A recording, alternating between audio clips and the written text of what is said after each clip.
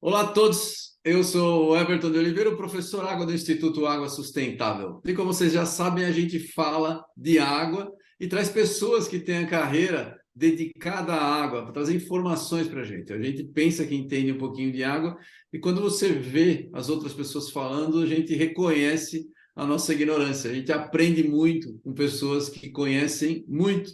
E hoje é o caso, eu vou trazer para vocês aqui a Rosa Maria Formiga Johnson. Ela é engenheira civil pela Universidade Federal de Goiás. Ela é doutora e mestre em Ciências Técnicas Ambientais pela Université de Paris-Est-Créteil, na França. Parle français très bien.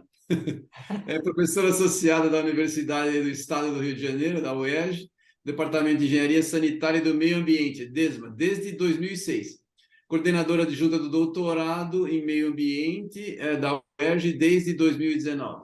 Ela é membro do Observatório de Governanças da Água Brasil e da rede internacional CNRD, Centers for Natural Resources and Development, coordenado pela THCOM, Universidade de Colônia, na Alemanha. Uma grande carreira. Antes de eu começar a falar com ela, só vou lembrar a vocês que o Instituto Água Sustentável e esse nosso programa Pompa, porque o mundo precisa de água, ele é patrocinado pela Hidroplan. Se você gosta de água, você tem uma empresa que considera o assunto, por favor, pense em fazer um patrocínio pela água, que vale muito a pena. Agradecemos ao patrocinador. E vamos lá, Rosa, muito bem-vinda. Conte-nos sobre sua carreira lá desde os primórdios, né? Você vai contar como é que você passou a gostar de água. E outra, você viveu na região que é considerada o berço das águas, né? Isso ajudou na sua decisão? Bem-vinda. Muito obrigada pelo convite, Everton, professor Água. É um grande prazer estar aqui. Gosto muito do seu programa, gosto muito da sua proposta de comunicação. A gente precisa popularizar a ciência, né? Então, essa é Obrigado. uma excelente iniciativa. Bom, eu vou começar pelo final, porque água, né? Eu sou filha do Rio Tocantins, eu sou ribeirinha, realmente ribeirinha do Rio Tocantins. Então, a minha vida inteira, até entrar na faculdade, eu morei em Porto Nacional, que é no estado do Tocantins, no médio Rio Tocantins. Então, eu sempre tive uma relação muito intensa, né, com aquele rio enorme, né, da gente se afastar durante as cheias e se aproximar durante a estação de águas límpidas, né, e de praias, né. As praias do Rio Tocantins são lindíssimas, né. Então, eu sempre tive essa relação muito forte. E quando eu fiz engenharia civil, depois de fazer engenharia civil, trabalhei em construção civil e descobri que eu detestava isso, que eu não gostava. Então, eu decidi reiniciar minha vida do zero através de um mestrado de doutorado em água. Mas só depois que eu percebi que a minha escolha, que foi intuitiva, né, que foi espontânea, para ir para a água, gestão das águas, vem, é claro, da minha história, né, da minha relação com o Rio Tocantins, que é uma história muito forte mesmo, uma relação de criança, né, de brincar na água, de ir para a praia, uma relação lindíssima, fortíssima. Eu fui até atingida por barragem também, mas essa relação eu não vou falar aqui agora, não. As hidrelétricas do Rio Tocantins mudaram radicalmente o perfil da cidade e tudo, mas ainda assim eu mantenho, né, essas memórias do rio selvagem da minha cidade. E tem as praias ali na região próxima, né? Então, a escolha por água veio daí. Então, eu fiz mestrado e doutorado na França, nessa área de águas. E uma coincidência muito interessante, que quando eu decidi trabalhar com água e gestão das águas, foi justamente quando o Brasil começou todo o processo de reforma de gestão. Eu comecei em 1991, foi justamente quando o Estado de São Paulo aprovou a sua lei, e quando a gente estava indo nos primórdios da discussão da Lei das Águas, né, em nível federal. Então, eu posso dizer que a minha carreira na água nasceu junto com o sistema de gestão de recursos hídricos. E aí, então, nós Uma avançamos juntos. coincidência feliz, né? Muito bom. Coincidência, super feliz. Então, foi muito legal tudo isso. E quando eu voltei para o Brasil, o meu marido foi transferido para o Rio, eu não conheci ninguém no Rio de Janeiro, né? Porque eu sou do Tocantins, estudei em Goiás e fiz minha tese sobre São Paulo. Eu só conheci uma pessoa no Rio de Janeiro, que era o Gerson Kelman, Falei assim, Kelma, eu estou chegando no Rio. Falou, nós estamos aqui querendo montar um sistema de gestão na bacia do Rio Paraíba do Sul. E aí, por conta do Kelma e do Garrido, que participou da minha banca, eu terminei indo trabalhar na COP FRJ, justamente com a equipe que estava dando apoio técnico para o CEIVAP, né, o Comitê de Integração da Bacia do Rio Paraíba do Sul. Então, a minha primeira experiência profissional no Brasil foi realmente na bacia do Rio Paraíba do Sul, com essa equipe, e justamente logo depois foi criada a ANA. Então, todo esse processo, assim, eu diria que eu fui observadora, participante quando da minha tese, e observadora quando da minha tese, observadora participante quando eu trabalhei na COP, FRJ, e depois como participante mesmo do sistema de gestão e como gestora pública, né? E aí, depois de uns tempos, eu decidi seguir carreira universitária, fiz um concurso, entrei na UERJ, que eu acho muito importante, porque a UERJ ela me dá distanciamento crítico e ela me dá um acolhimento institucional para eu ser livre, né, no meu pensamento, no meu posicionamento. Então, eu acho muito legal a oportunidade que a UERJ me dá de pesquisa, né, nessa área. E também a minha vida profissional, eu terminei atuando como diretora de gestão das águas no INEA, o Instituto Estadual do Ambiente, no Rio de Janeiro. E aí veio a minha experiência como gestora, foi uma fase realmente muito interessante. E também tive algumas oportunidades de trabalhar em projetos super interessantes de pesquisa do Banco Mundial, entre outros, né? Então, eu posso dizer que eu sou totalmente apaixonada por água, que a minha cachaça é a gestão de recursos hídricos, e eu tenho um perfil de pesquisadora, professora, membro da sociedade civil, né? E também uma experiência como gestora pública. Isso de um lado. E de outro, eu me considero uma engenheira humanista, né? Eu acho que eu estou na interface entre as ciências moles e as ciências duras, porque os engenheiros acham que eu relativizo demais, e os sociólogos, antropólogos me acham engenheiro demais. Então, eu preciso encontrar o meu lugar onde isso seja uma Isso é bom, qualidade. é sinal que você está num bom caminho. É, exatamente. Ah, muito legal, muito legal. Mas peraí, eu só não entendi direito. Como é que você foi? Como é que você acabou indo para a França? Porque você fez o mestrado em São Paulo, foi isso?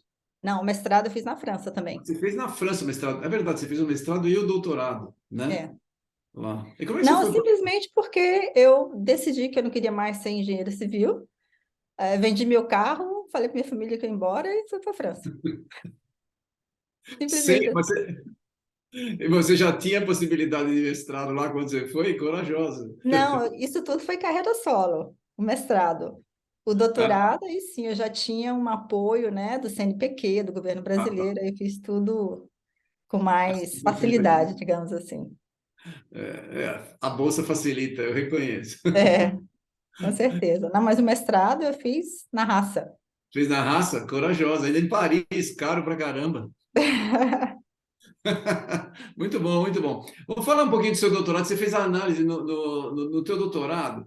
Você fez uma análise da passagem para uma gestão integrada no estado de São Paulo. Conta pra gente aí, como é que foi isso?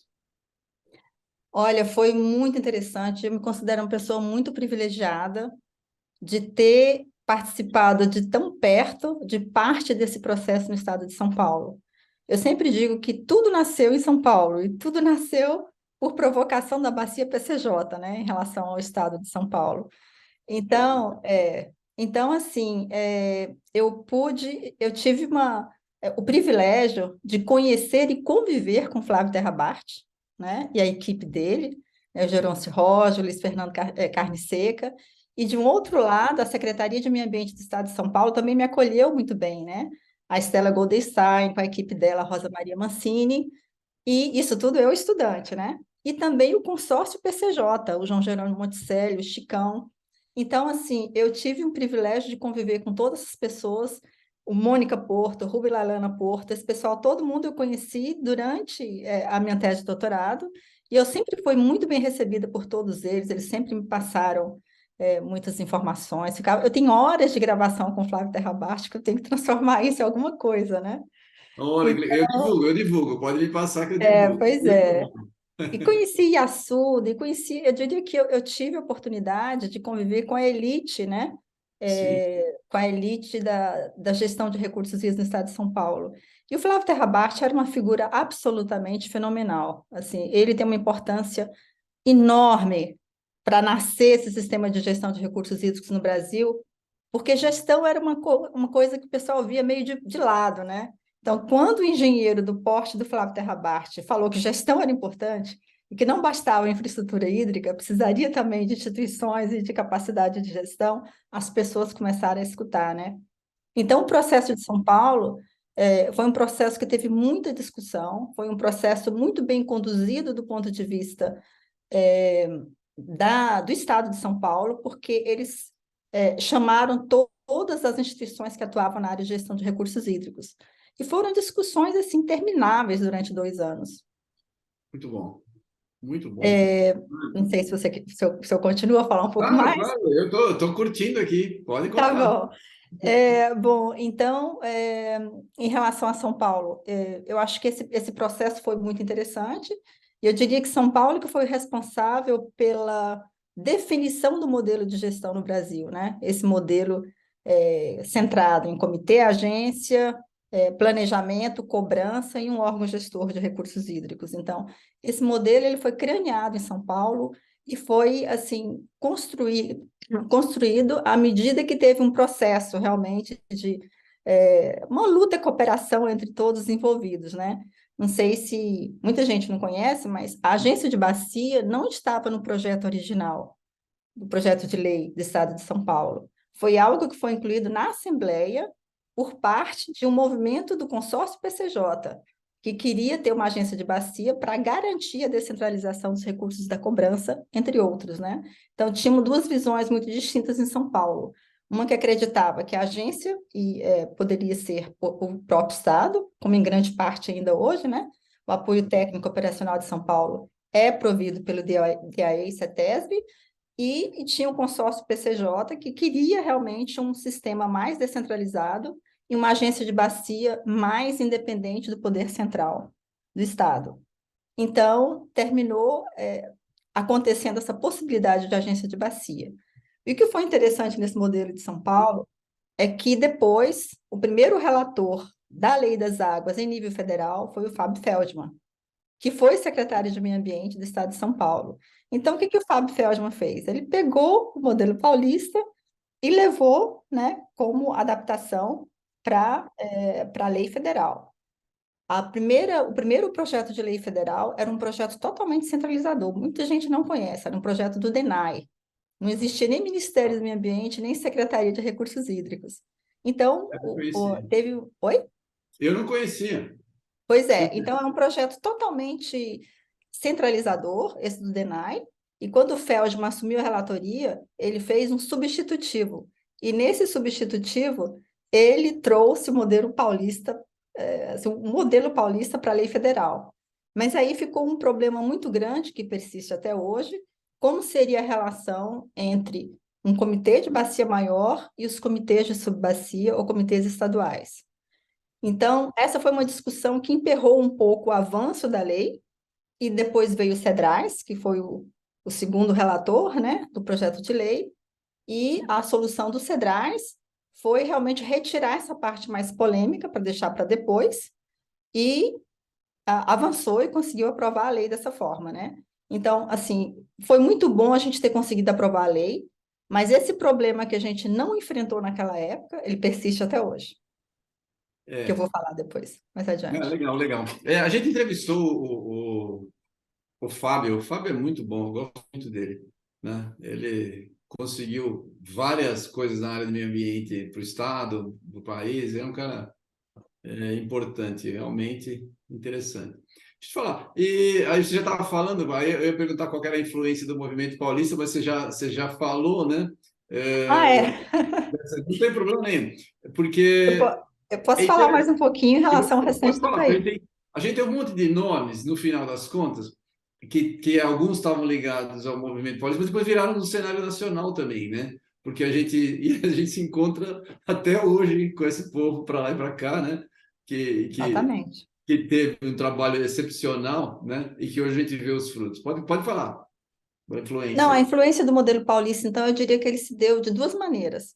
ele se deu diretamente pelo Fábio Feldman, na lei federal, e pelo Flávio Terrabart, por meio da Associação Brasileira de Recursos Hídricos, a BRH, que criou, então, uma comissão de gestão, e o A Flávio BR Hidro, a Terrabart, BR Hidro hoje. a BR Hidro hoje. Perdemos o nome na lei. Exatamente. E o Flávio Terrabart, ele foi realmente um operário, né, da Lei das Águas no Brasil inteiro. Então, por meio da BRH Hidro, ele conseguiu influenciar toda uma geração, né, de gestores públicos que trabalhavam, né, na área de recursos hídricos. E aí, por conta disso, as leis foram sendo aprovadas, não nem sempre com um processo de discussão, né, como teve em São Paulo, e com consciência do que estava aprovando. Tanto que quando a lei federal foi aprovada em 1997, a lei federal, já 11 estados já haviam aprovado as suas leis, né? E esse processo veio em influência de São Paulo, Flávio Terrabart, a BRH Hidro, Comissão de Gestão. Então, teve uma influência enorme, pelo bem e pelo mal, né?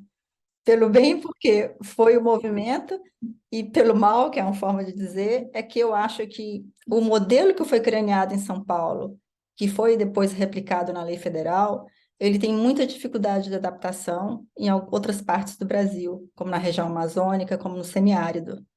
Daí a importância da, da adaptação que o estado do Ceará fez, né? Ele foi o estado que mais se distanciou desse modelo inicial de gestão e encontrou o seu próprio modelo, né? O estado do Ceará, para mim, hoje é o estado mais avançado na gestão das águas do Brasil. Talvez essa é uma coisa que a gente conversou com várias pessoas que passam por aqui. Será que por necessidade de água o resultado não é melhor? Aqui para o Sudeste, em vários lugares, a gente passou por uma estiagem enorme, mas a gente trabalha com um pouco de, sei lá, com uma certa abundância, pelo menos culturalmente pensa em abundância, e acaba tendo muito desperdício e alguns resultados são ruins. Você acha que isso tem a ver? Sim e não, né? É claro que a escassez de água, ela é uma grande motivação para sermos mais competentes na gestão, mas não somente, porque nós temos vários estados do semiárido que não estão no mesmo estágio de avanço que o Ceará. O que eu achei interessante no Ceará é que ele percebeu que esse modelo de gestão descentralizada, ele não daria para ser implementado plenamente lá no Ceará, e eles fizeram uma combinação de centralizar parte do modelo e descentralizar o processo decisório. Então, o Ceará ele é um modelo mais centralizado do Brasil, porque ele centralizou a cobrança em torno do órgão gestor, mas, ao mesmo tempo, ele é o mais descentralizado, porque ele descentralizou o processo de alocação de água na ponta entre os usuários, que eles chamam de alocação negociada de água. Então, eles conseguiram encontrar uma combinação muito interessante, que é bem adaptado a locais que dependem inteiramente de infraestrutura hídrica, né? Como é o caso do Ceará e de parte do semiárido. Então, eu acho que a cultura de abundância no sul e no sudeste é sim um problema para a gente ser mais eficiente, né? E eficaz na gestão das águas, mas a carência também não necessariamente induz a uma boa gestão. Na verdade, é o seguinte: fazer gestão das águas, fazer uma boa gestão depende de vontade política. Então, se a gente não consegue sensibilizar e mobilizar os políticos ou colocar a água na agenda política, a gente dificilmente consegue ir adiante. E foi esse um grande problema que a gente teve com o passar dos anos, né, com esse modelo, né, que a gente foi uma vitória da classe técnica, mas que não necessariamente teve tradução política, de vontade política na hora de implementar. É a Eu leitura que eu faço. concordo 100% com você. Na verdade, esse é um dos nossos objetivos com o Instituto Água, fazer divulgação do Instituto Água Sustentável, para que a gente consiga ter um pouco mais de conscientização e que depois a gente consiga mobilização política. Os políticos não estão nem aí, as leis, as propostas que são muito pífias, não tem nada pensado de fato, como aconteceu quando apareceu o problema de gestão. Então, a gente tem várias leis que vão para lá e para cá, uma contradizendo a outra, são umas coisas assim, muito mal feitas. Que a gente precisaria de uma quantidade de políticos conscientizados com isso muito maior. E a gente não tem. E a É. gente não tem. É muito difícil. Concordo plenamente com você. Mas vou aproveitar teu conhecimento aqui. Fala Você participou do processo de implementação da experiência pioneira de gestão descentralizada no Paraíba do Sul, como você falou, né? E isso foi como parte da equipe da COP em apoio à ANA. O que você destaca como marcante desse processo e o que trouxe aprendizado para o país como um todo? Como eu disse, foi um processo bem interessante. Foi muito legal participar desse momento de entusiasmo, de frisson, né, das pessoas para construir uma coisa nova. A gente tinha uma folha de papel em branco, a gente estava construindo história, né? Então foi um processo primeiro muito legal. É claro que tinha conflito, era uma luta, cooperação, mas conflito faz parte disso, né? Então, esse processo, eu acho que ele foi muito rico para todo mundo que estava participando e foi muito importante para a Agência Nacional de Águas, porque eu acho que ela foi escola, como chegar em uma bacia hidrográfica e qual é o pacote de gestão que a gente tem que chegar pronto. Porque eu percebi que a Ana chegou com muita vontade de implementar a gestão, mas não necessariamente estávamos plenamente prontos em termos técnicos. Então, esse processo o processo realmente de luta, cooperação, de discussão com os usuários na bacia, fez com que a gente tivesse que ser muito mais competente. Então, eles falaram, olha, antes a gente precisa ter um processo de regularização, precisa todo mundo estar outorgado, precisa de um plano de bacia, precisa de um estudo de metodologia de cobrança, não dá para chegar simplesmente implementar, precisa de uma agência de bacia. Então, eu acho que essa tensão que teve com os setores usuários pagadores, particularmente a indústria que estava muito representada, eu acho que colocou o processo num outro nível, num nível técnico e político muito mais elevado. E eu achei um processo assim fantástico. No final das contas, a gente conseguiu implementar a cobrança, mas a cobrança ela puxou uma série de outras condições, né, que foram exigidas, e, para mim, ao meu ver, a Ana aprendeu rapidinho. Tanto que, quando ela chegou nas outras bacias, ela chega com um pacote completo. Ela cria o comitê, ela cria a agência, ela implementa a cobrança, ela tem um plano. Pode ver que a Ana fez isso sistematicamente. Infelizmente, os estados não fizeram.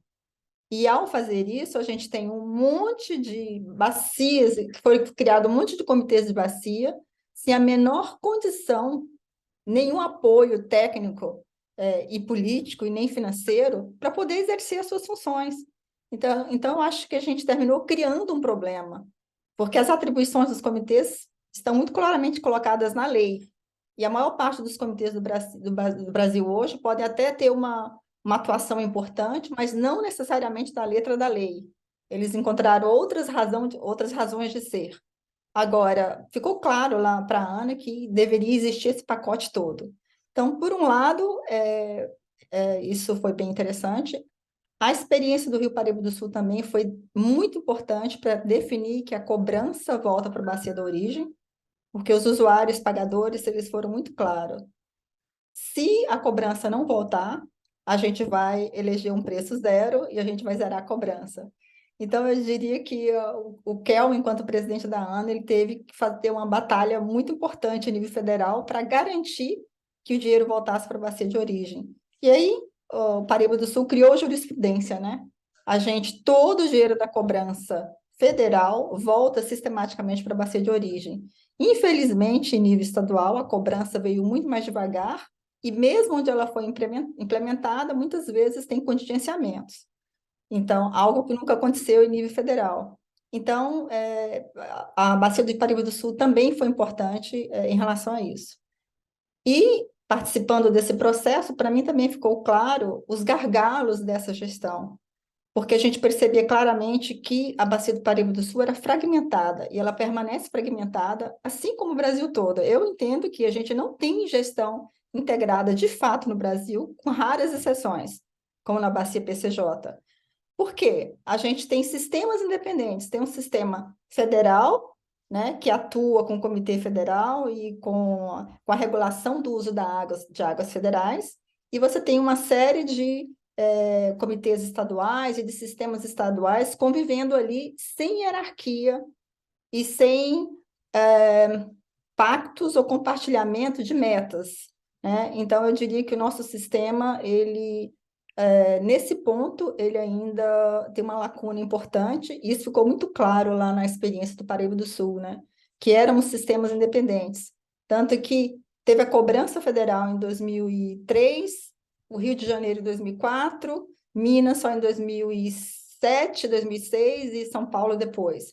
Então, a gente percebe que isso é um problema, né, para a gestão integrada, porque hoje outorgas são dadas nos afluentes sem que haja um sistema, o mesmo sistema de informação ou pactos de alocação de água em quantidade e qualidade entre os estados. Então, nesse ponto, a gente precisa evoluir bastante. Esse foi o ponto que foi complicado lá na versão do projeto de lei do Feldman, que o CEDRAS colocou de lado e que a E gente não fica até conseguiu hoje. resolver até hoje. A não ser com algumas, eu vou falar diante do marco regulatório, onde tem escassez muito importante, existem pactos, mas são pactos espontâneos, né? Não existe nenhuma obrigação de integração. Então, isso é grave. E com águas subterrâneas, então, é mais grave ainda. É pior ainda, exato, eu sei disso. Sem a gente ter uma organização clara, a gente não vai conseguir fazer gestão nunca. A gente tem É. problema de organização, e principalmente de organização de dados. A gente nem sabe onde estão os dados em alguns lugares não tem, é uma dificuldade enorme, né? Eu concordo com você. Mas isso faz parte da conscientização, porque em alguns lugares, como o PCJ, por exemplo, o PCJ tem um histórico do porquê que virou um super comitê como é hoje, é exemplar, né? E a gente conseguiu pouco seguindo o mesmo caminho, né? E às vezes eu fico perguntando se não é um trabalho nosso mesmo, dos profissionais, de fazer essa divulgação, essa conscientização. Por isso que eu estou tentando fazer para ver se a gente consegue um alcance maior, né? Uhum. Por ser um país como o nosso, que tem uma quantidade de água significativa, não trabalhe bem um item que vai ser fundamental nesse nosso novo século aqui que a gente já está vivendo, né? Impressionante, Eu tenho uma impressionante. proposta para fazer para você no finalzinho do programa. Fechado. Eu adoro proposta. Fala um pouquinho rapidamente da tua experiência lá no INEA, né? Ah, pois é, Para quem não sabe o que é, conta o que é o INEA, né? E é, conta para a gente quais foram os seus desafios e o que você aprendeu lá para levar para a vida. o IDEA foi uma experiência muito ousada, né? De fazer uma integração das agendas azul, verde e marrom em uma mesma instituição. Então, o Estado do Rio de Janeiro decidiu pegar a Serra, que era a gestora de águas, juntar com a FEMA, que era a gestora principalmente de controle da poluição e licenciamento ambiental, e o EF, que era o gestor de unidades de conservação e a agenda de biodiversidade. E juntou tudo, criou o mesmo organismo, um único organismo, e assim, foi um momento de abundância financeira, política e institucional do Estado do Rio de Raro, Janeiro, e, raro. e houve também uma constelação perfeita, né, com o Mink, a Marilene Ramos e o Firmino, que criou uma equipe técnica. Eles tiveram total liberdade de montar uma equipe técnica como eles queriam. Assim como eu fui convidada para ser diretora, eu montei minha equipe. Ninguém falou que eu tinha que chamar. Eu tinha total liberdade de montar a minha equipe. Então, assim, foi uma experiência muito interessante, porque a gente começou a experimentar integrações que não existia. Por exemplo, começamos uma política de proteção dos mananciais que junta a agenda verde, né, PSA, etc., com objetivos de proteção de mananciais de abastecimento público, que a gente começou um programa que, aliás, hoje ele é um programa bem importante ainda lá no estado do Rio de Janeiro. Assim, foi um momento de criar um sistema de gestão do estado do Rio de Janeiro, né? Então, eu acho que a gente conseguiu avançar em muita coisa. O Rio de Janeiro foi muito criticado porque implementou a cobrança de uma só vez por lei, e aí a gente chegou à conclusão hoje que teria sido a melhor maneira da gente fazer em todo o Brasil, porque quando chega na hora da vontade política de implementar a cobrança, ela nem sempre está presente. Não existe, Então, exatamente. pois é, então não, afinal não foi tão ruim. O Rio de Janeiro também conseguiu, a gente conseguiu naquela época de implementar todo o modelo de gestão, todos os elementos do modelo de gestão, mesmo que não fosse plenamente, não estivesse plenamente em funcionamento, mas a gente conseguiu montar todo o modelo de gestão. E uma outra coisa importante também é que a gente sempre teve uma preocupação muito grande de fazer uma integração na bacia do Rio Paraíba do Sul, que a bacia do Rio Paraíba do Sul é o principal manancial de abastecimento do estado do Rio de Janeiro e da metrópole do Rio de Janeiro. Então, quando os comitês afluentes do Paraíba do Sul quiseram montar a sua agência delegatária, nós do INEA e os comitês decidimos que fosse a mesma agência do CEIVAP, justamente para poder facilitar a integração. Então, isso foi muito importante para dar mais capacidade de gestão para a GEVAP, né? E os comitês de bacia do Estado do Rio de Janeiro, eles são bem ativos, são bem atuantes. Existe uma relação muito tensa entre Estado e comitês, às vezes mais tensa, às vezes menos tensa, mas cada um tem o seu papel. E eu gostaria de aproveitar essa ocasião aqui para para assumir uma mudança de opinião em relação a uma crítica que fizeram. Estava no Congresso da BRH Hidro, era para RH, então, em 2009, no Mato Grosso, e a comunidade de recursos hídricos caiu matando na Marilene e me dizendo que era uma temeridade a gente colocar água junto com o licenciamento, com tudo. E nós defendemos lá, porque a gente acreditava, e realmente a área de águas teve uma ascensão milagrosa, mas do mesmo jeito que ascendeu, está caindo agora. Então, o que eu posso dizer é que hoje eu penso como eles. Eu acho que no final não foi muito bom para a área de águas. Essa é uma opinião pessoal minha, nem todo mundo pensa assim, mas eu acho que a agenda de licenciamento terminou dominando o INEA e a agenda verde também, que a agenda verde é maravilhosa. É difícil, gente, é muito difícil você concorrer com a agenda verde. É, Chega a diretora de água só falando de problema de outorga, de inundação, e é sempre verdade. chega o cara mostrando, né, uma nova trilha, uma unidade de conservação, aquela... Então eu falei É o assim, que, é não, o que eu é sempre muita falo, a gente sacanagem. trabalha com água e água não é sexy, a gente não Pois consegue. é, então assim, é muito difícil, né, concorrer com É, a agenda verde, ela é totalmente positiva. E a é, gente não, é uma agenda mais de problemas, e quanto mais eficiente a gente ninguém vê, porque aí o problema não aparece. você resolveu, exatamente. Então, É assim, bem, foi muito bom isso tudo no INEA, mas eu acho que no final, agora, nos últimos tempos, a agenda de água ela perdeu muita força no INEA. Então, eu começo a duvidar se realmente foi uma boa escolha. Não sei se estaria melhor se eu tivesse separado, mas é justamente por isso que eu reforço o meu posicionamento de que saneamento na ANA não dá. O que vai acontecer na ANA, eu temo, é a mesma coisa que aconteceu no INEA com a água e a mesma coisa que aconteceu com outras instituições.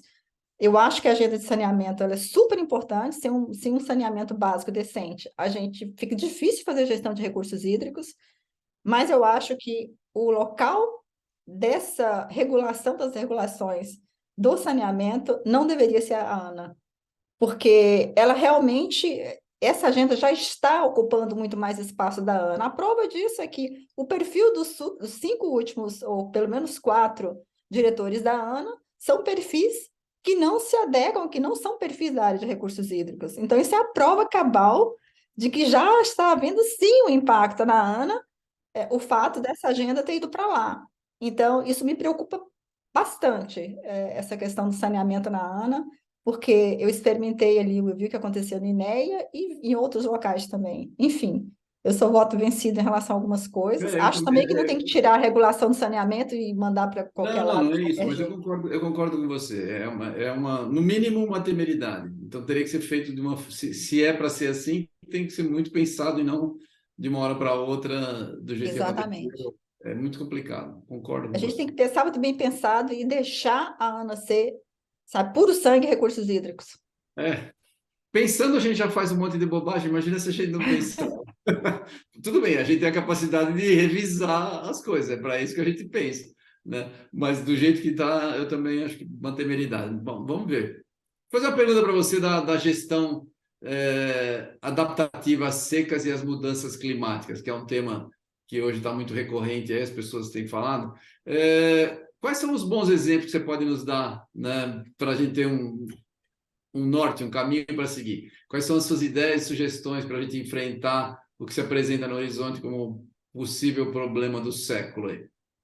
Então, antes de entrar, nessa questão, eu gostaria só de voltar a falar de dois momentos importantes lá do INEA, que foi justamente o enfrentamento da seca na bacia do Rio Paraíba do Sul 2014-2015, que realmente acendeu a luz de que nós, no Sudeste, estamos sujeitos à escassez de água, que tem como gatilho uma seca, o que não era, o que não era comum. Nós tivemos uma crise em 2001, 2003,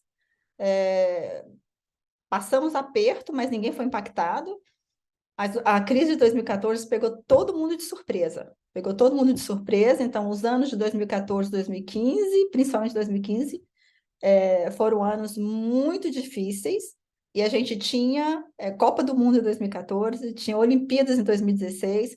Então, o enfrentamento da seca na bacia do Rio Paraíba do Sul e, portanto, né, a ameaça de abastecimento de várias cidades ribeirinhas ao longo do Rio Paraíba do Sul e da própria metrópole do Rio de Janeiro, sem falar das indústrias do Rio Guandu, foram momentos muito tensos, muito difíceis e de muito aprendizado. Eu diria que o sistema de gestão, essa reação coletiva, né, foi uma gestão de crise, não foi uma gestão de risco, foi uma gestão de crise, mas ela conseguiu o sistema de gestão conseguiu responder. A Ana teve um papel importante nisso, o Comitê do Paraíba do Sul, o CEIVAP, foi central nisso, juntamente com o Comitê do Guandu, e foi um processo de alocação negociada de água, que envolvia setor elétrico, que tem a torneira, né, dos reservatórios, envolvia a ANA, todos os comitês afluentes, todos os usuários, foi um processo riquíssimo e um processo que eu diria que a gente conseguiu fazer da melhor maneira coletiva. Teve impactos fortíssimos em alguns setores usuários, mas a gente evitou, por exemplo, um corte de água na metrópole do Rio de Janeiro. A gente conseguiu garantir que durante as Olimpíadas o Rio de Janeiro teria água. Mas, assim, teve um prejuízo enorme na geração de hidroenergia, o setor industrial foi muito impactado na bacia do Rio Guandu, e vários municípios tiveram problemas de abastecimento. Mas foi uma operação de guerra, realmente. Então, foi um momento muito rico para o sistema de gestão, eu acho, e que a gente é, ah, conseguiu atravessar bem, mas até hoje eu não vejo nenhum plano proativo de secas ou uma gestão mais proativa. Eu vou falar isso mais adiante. Então, voltando agora para a gestão de secas, né? Então, a experiência internacional e a literatura científica mostra que a melhor coisa para a gente enfrentar a seca é ser resiliente, né? Ao máximo. E para ser resiliente, a gente precisa fazer bem a gestão. Então, para mim, a primeira receita é sermos o máximo possível competentes na gestão dos recursos hídricos. Então, a gente precisa realmente de conhecer a disponibilidade hídrica, precisa de conhecer os usos da água, mas conhecer realmente, né, o uso em tempo real. Não pode somente agora que a ANA, algumas partes do estado de São Paulo e terminou de ser lançado em Minas Gerais, né, um monitoramento online dos usos dos usuários. Então, assim, isso é muito importante como medida de resiliência, né, de um sistema de gestão em fases de escassez crônica ou escassez aguda. Então, a primeira coisa, a gente precisa ser mais competente, competente em tudo, cuidar melhor da bacia, ter infraestrutura, fazer gestão da demanda. Então, a gente precisa ser bom nisso tudo. Mas, além disso, o que eles dizem é que a gente precisa de uma preparação especial para a seca. Então, tem a gestão de recursos hídricos, que quanto mais robusto for o sistema de gestão, mais resiliente a gente está para qualquer evento crítico, não somente seca, mas inundação também. E tem uma preparação especial para a seca. E nessa preparação especial para a seca tem, aliás, um livro muito interessante aí que foi feito no Brasil, que se chama Gestão Proativa de Secas, né? Com o pessoal do Banco Mundial, o professor Assis, Antônio Magalhães. Ele é bem interessante, porque ele é bem didático em relação a essa necessidade de sair de uma cultura de gestão de crise para gestão de risco. Então, esse é o mote mundial, sair da gestão de crise e passar para a gestão de risco. E o que significa isso? Significa que a gente tem que se preparar para a próxima seca.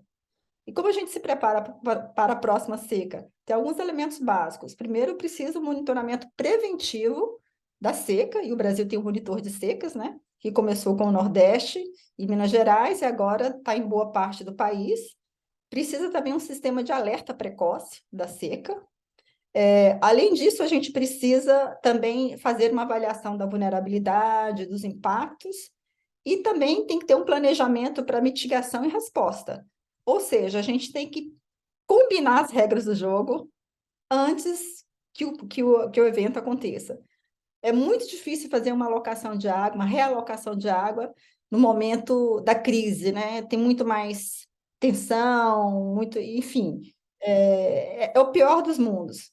Então, a gente precisa se preparar para isso.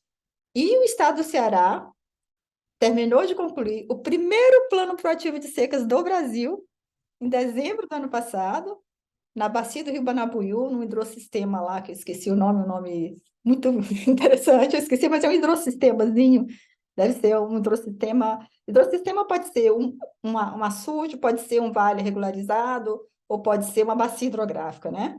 Então, eles terminaram de fazer essa gestão proativa de seca, e a literatura internacional e a experiência internacional mostra que, normalmente, são complementares o plano de bacia e o plano proativo de secas. São duas coisas que se complementam. Alguns fazem isso juntos e outros fazem separados.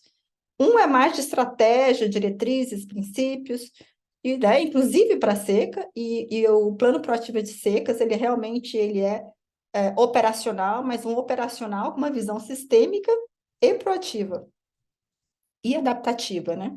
Então, a experiência internacional mostra que a gente precisa cada vez mais caminhar nessa direção, porque a seca está se tornando cada vez mais frequente, cada vez mais severa, independentemente das causas, assim.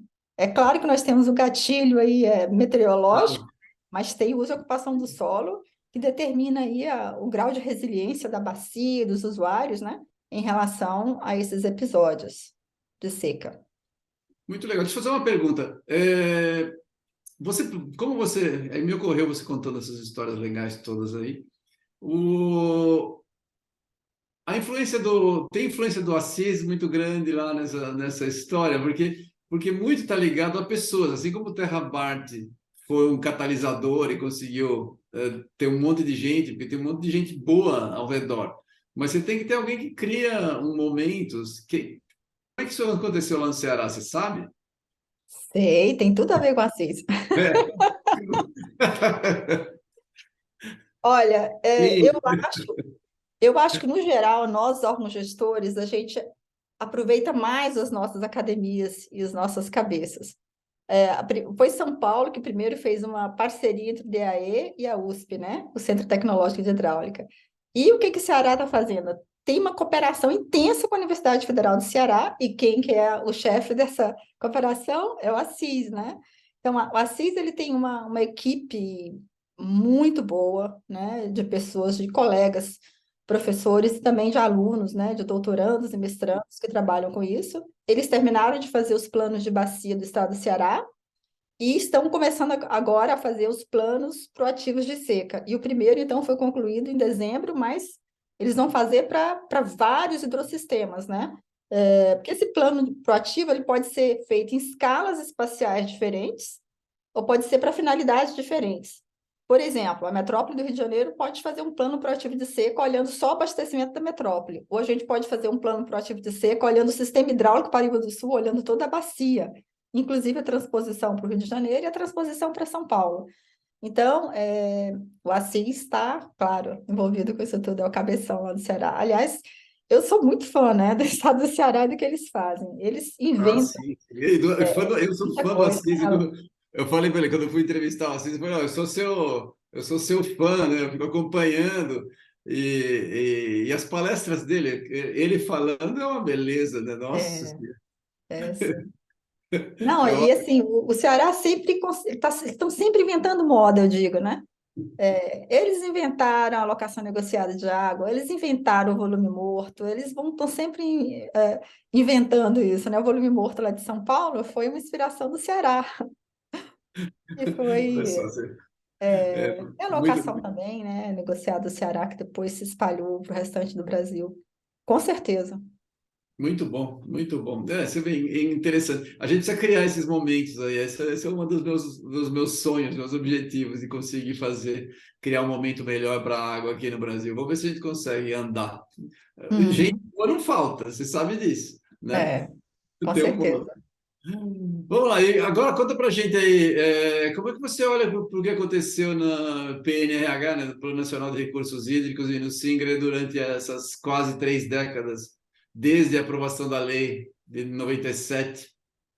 Essa é a Já pergunta dá para avaliar, você difícil. já falou um pouco, conta aí. Eu diria que a gente está na situação de copo meio cheio e meio vazio, né? Primeiro, eu gostaria de destacar os grandes avanços. Não há dúvida nenhuma que a gente avançou, mas nós avançamos muito, muito na gestão de recursos hídricos. A gente avançou muito no conhecimento da água, dos usos da água, das sazonalidades. A gente tem muito mais dado e informação. Nós estamos sendo capazes de transformar dados, informações em conhecimento, capacitação. A Ana tem um papel muito importante nisso tudo também, né? Então, eu acho que a Ana é um pilar importante desse avanço, e tem os estados também. Então, se a gente olhar tudo que aconteceu em termos de construção de capacidade técnica, política e institucional, é impressionante o que aconteceu nesses 25 anos, 30 anos, se for o caso de São Paulo, né? Nós avançamos muito. Agora, o problema é que muita gente cobra, dizendo que a gente não conseguiu entregar muito na ponta, né? Que a gente não conseguiu modificar muito os resultados de problemas de quantidade e qualidade na ponta. É, eu acho que, primeiro, se a gente não tivesse sistema de gestão, nós estaríamos numa situação completamente caótica. Segundo, a gente tem que ver com todos os nossos problemas. Nós somos considerados como o estado mais avançado na gestão de recursos hídricos na América do Sul. Isso, assim, é importante, o mundo inteiro faz referência para a gente, né? É, então, eu acho que e a gente avançou muito na implementação dos sistemas de gestão, no conhecimento, no planejamento, em segurança de barragem, enfim, a lista é infinita de coisas que nós conseguimos, né?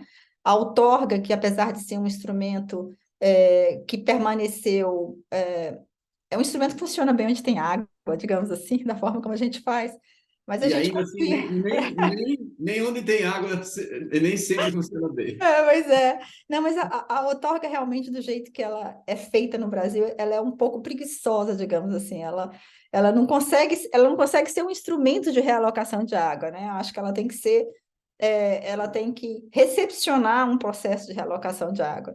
Então, teve invenções também muito interessantes, como a alocação negociada que eu mencionei há pouco.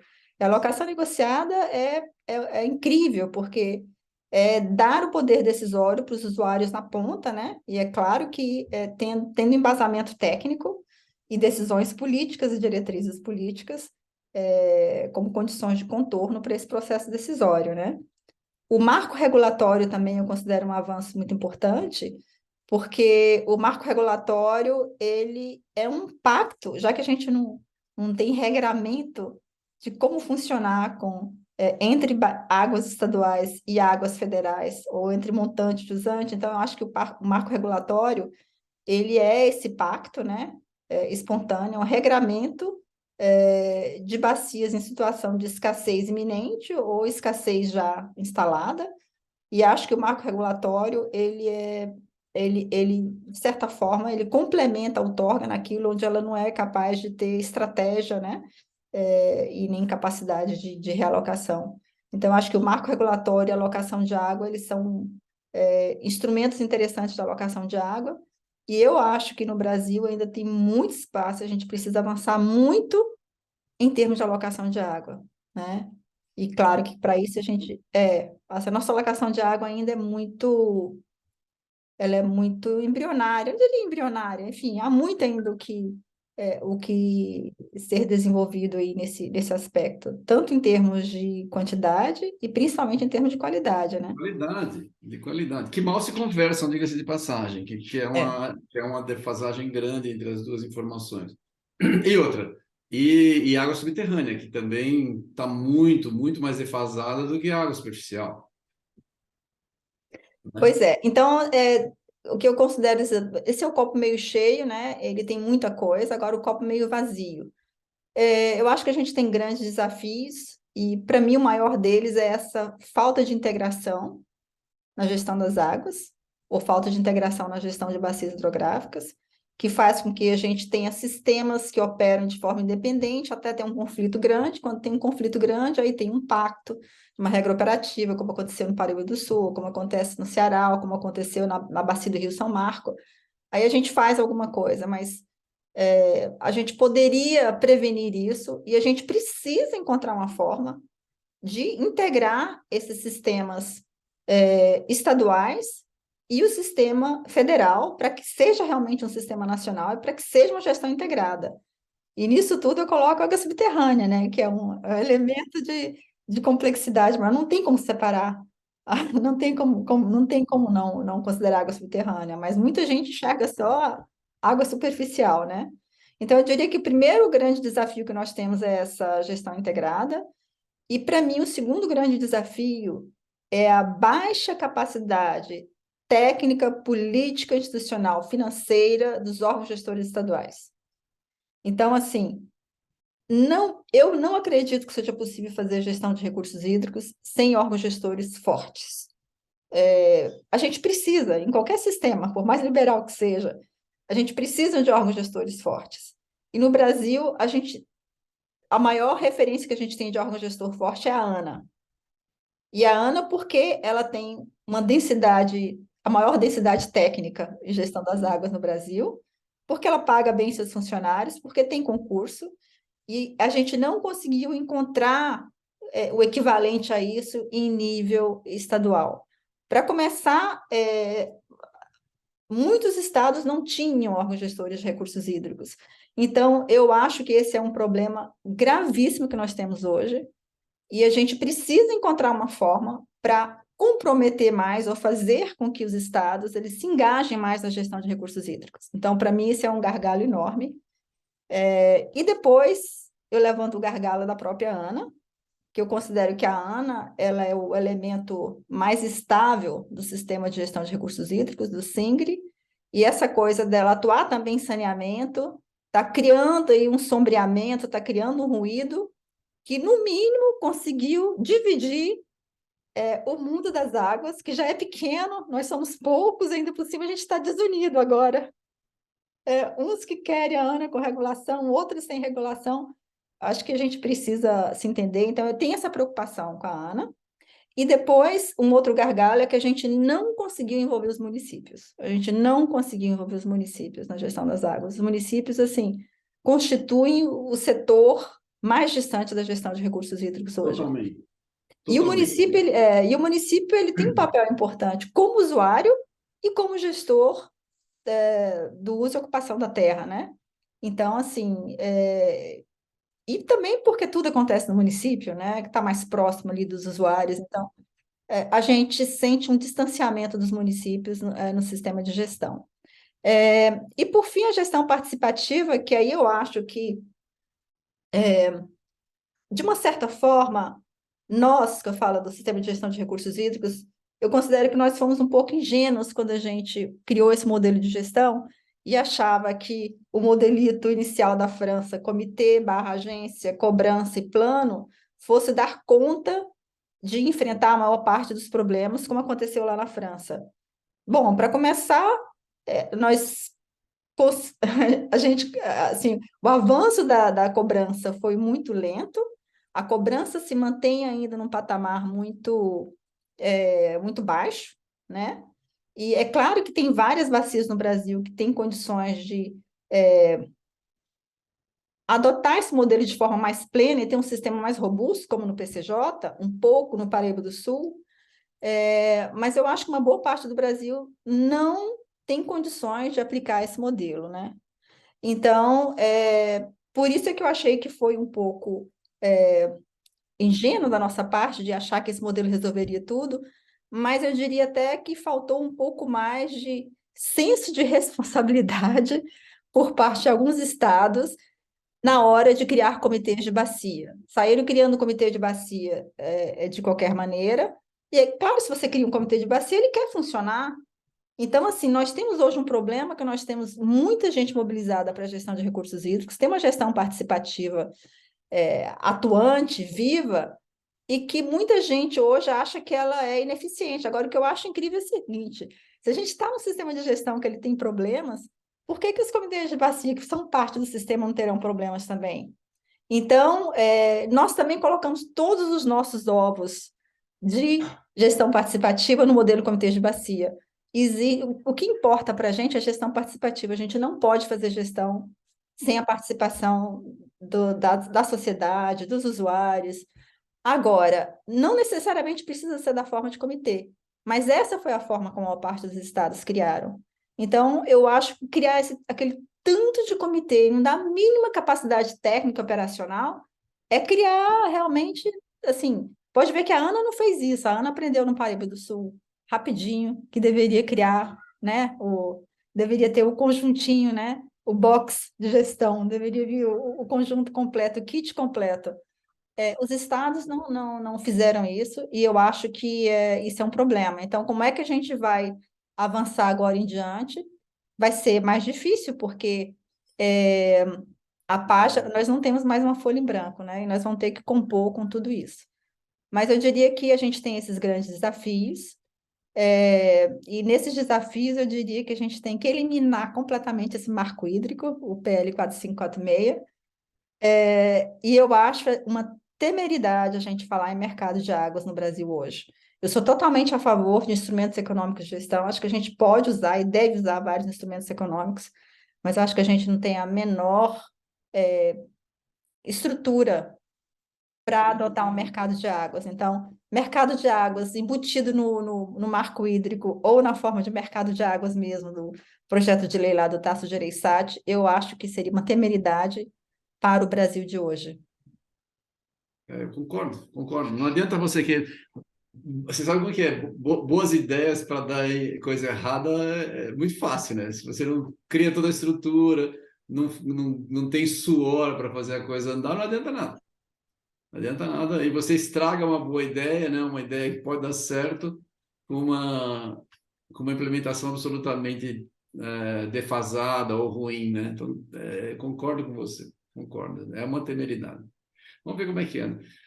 Rosa, o nosso tempo lamentavelmente tá esgotado aqui. O papo está muito bom. Eu adorei conversar com você aqui. Tem muita coisa que a gente podia falar.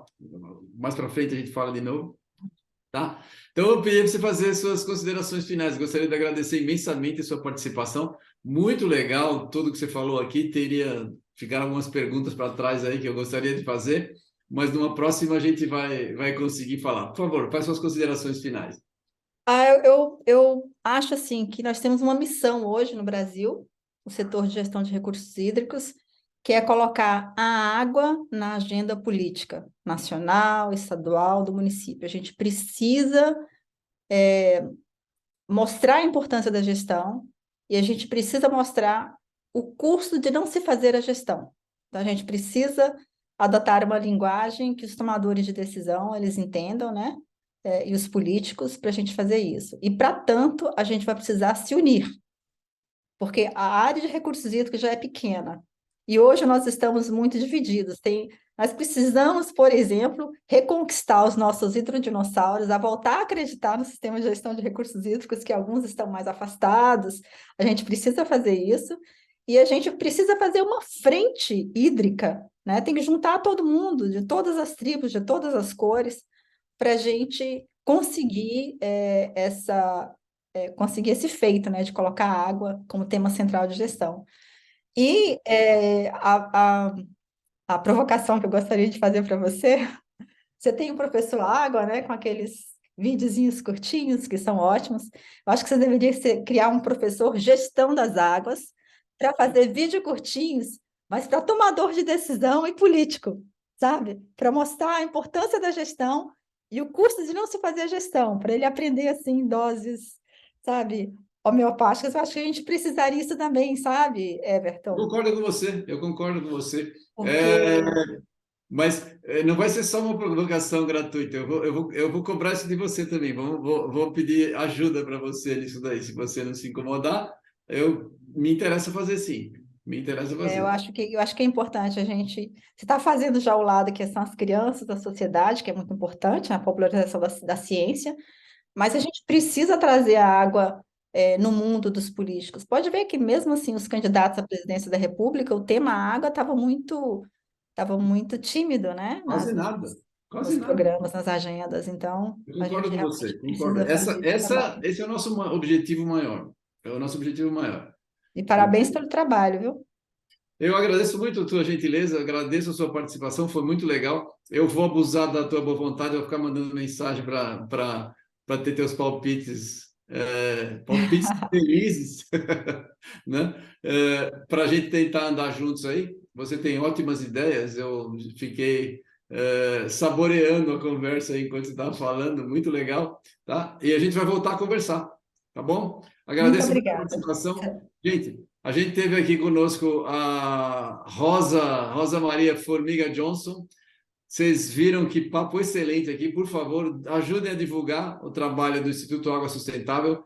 Ela tem toda a razão. A gente precisa convencer as pessoas, convencer os políticos, as pessoas que tomam decisões, de que as decisões de água no Brasil são mais importantes do que eles imaginam. Tem um vácuo tremendo nisso daí e culpa talvez nossa dos técnicos de água, mas nós estamos começando esse trabalho e nós vamos chegar lá. Obrigado a todos, obrigado Rosa pela sua participação novamente, foi um prazer. Prazer foi todo meu.